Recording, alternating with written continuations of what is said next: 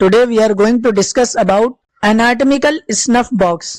Anatomical snuff box एक triangular depression है जो कि हमारे रिस्ट जॉइंट जो होता है उसके पोस्टीरियर लेटरल साइड पर पाई जाती है। ये स्नफ बॉक्स हमें तब दिखाई पड़ता है जब हम अपने थंब का एक्सटेंशन करते हैं।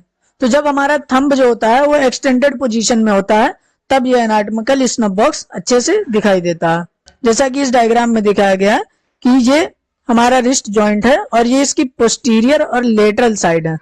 तो यहाँ पर ये जो स्पेस दिख रहा है, ये डिप्रेशन जो दिख रहा है, ये एनाटॉमिकल स्नफ बॉक्स है जब हम अपने थंब को फुली एक्सटेंड करते हैं। इसका मीडियल बॉर्डर होता है, लेटरल बॉर्डर होता है, एक प्रॉक्सिमल बॉर्डर होता है, एपेक्स होता है, रूफ होता है और फ्लोर होता है।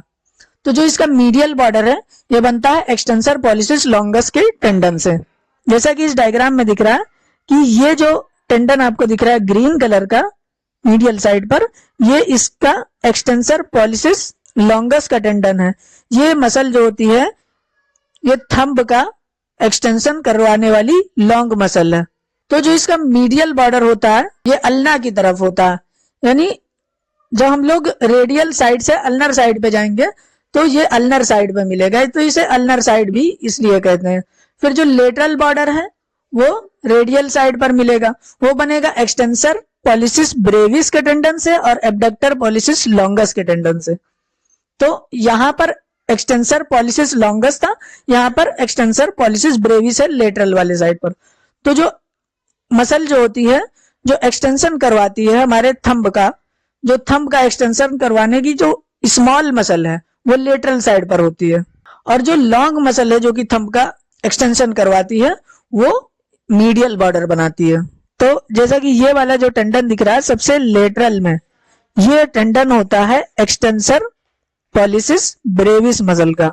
फिर उस एक्सटेंसर पॉलिसिस ब्रेविस के बाद एब्डक्टर पॉलिसिस लॉन्गस मसल।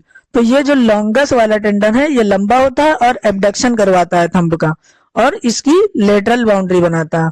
ये एक्सटेंसर पॉलिसिस ब्रेविस मसल है तो ये छोटी है, ये एक्सटेंसर पॉलिसिस लॉन्गस मसल थी, ये बड़ी थी और मीडियल बॉर्डर बना रही थी एनाटॉमिकल स्नफ बॉक्स का।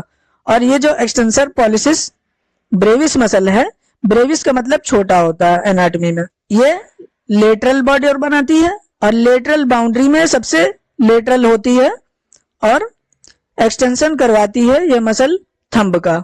फिर जो इसका प्रॉक्सिमल बॉर्डर बनाता है, प्रॉक्सिमल बॉर्डर बनता है इसका रेडियस के स्टाइलॉइड प्रोसेस से, यानी प्रॉक्सिमल बॉर्डर अगर हम लोग कहेंगे तो इस साइड पर ये प्रॉक्सिमल बॉर्डर होगा। तो यहाँ पर रेडियस का स्टाइलॉइड प्रोसेस होता है, तो ये बनाता है इसका प्रॉक्सिमल बॉर्डर या इसकी बेस भी, क्योंकि ये ट्रायंगुलर एरिया ना, तो ये मीडियल बॉर्डर हो गया, ये लेटरल बॉर्डर हो गया और ये प्रॉक्सिमल बॉर्डर इसका रेडियस का स्टाइलॉइड प्रोसेस बनाएगा। फिर जो इसका एपेक्स होता है जहां पर लेटरल और मीडियल बॉर्डर इसके मिलते हैं वहां पर बनता है एपेक्स। तो जैसा कि यहाँ पर इसके लेटरल और मीडियल बॉर्डर मिल रहे हैं तो यहाँ पर इसका एपेक्स बन रहा है। इस डायग्राम में अच्छे से दिखाया जा रहा है कि ये इसकी मीडियल बाउंड्री है और ये लेटरल बाउंड्री है, तो ये जहां पर मिल रहे हैं आपस में ये इसका एपेक्स बनाते हैं। अब अगर इसके फ्लोर की बात करें तो इसके फ्लोर में आती हैं दो कार्पल बोन्स, ट्रेपेजियम और स्केफॉइड। जब हमने कार्पल बोन्स पढ़ी थी तो हमने दो रो में कार्पल बोन्स को अरेंज किया था, एक प्रॉक्सिमल रो दूसरी डिस्टल रो। तो प्रॉक्सिमल रो की जो पहली बोन थी वो थी स्केफॉइड और जो डिस्टल रो की पहली बोन थी वो थी ट्रेपेजियम। तो ये जो दोनों प्रॉक्सिमल और डिस्टल रोज की जो पहली बोन है, अगर हम लेटरल से मीडियल साइड की तरफ जाएं तो ये ट्रेपेजियम और स्केफॉइड बोन जो है ये एनाटॉमिकल स्नफ बॉक्स का फ्लोर बनाती हैं। जैसा कि इस डायग्राम में दिखाया गया है कि ये स्केफॉइड बोन है और ये आपकी ट्रेपेजियम बोन है, ये इसका फ्लोर बना रही हैं। अब इसकी रूफ की अगर बात करें तो इसकी रूफ यानी आउटर कवरिंग, तो ऊपर से अगर देखेंगे तो सबसे पहले स्किन आएगी, फिर रेडियल नर्व जो होती है उसके सुपरफिशियल ब्रांच आएगी और सेफेलिक वेन आएगी। अगर इसके कंटेंट की बात करें तो इसके तीन कंटेंट होंगे, एक radial artery, superficial branch of radial nerve और सेफेलिक वेन। तो जो रेडियल आर्टरी होगी वो सबसे डीप में पाई जाएगी और यही इसका मेन कंटेंट है। Superficial branch of radial nerve और सेफेलिक वेन ये टेंडन के ऊपर पाई जाएगी, यानी ये रूफ में पाई जाएगी। अब इसके क्लिनिकल सिग्निफिकेंस में क्या आता है कि जो रेडियल आर्टरी की पल्सेशन होती है वो हम लोग एनाटॉमिकल स्नफ बॉक्स से फील कर सकते हैं।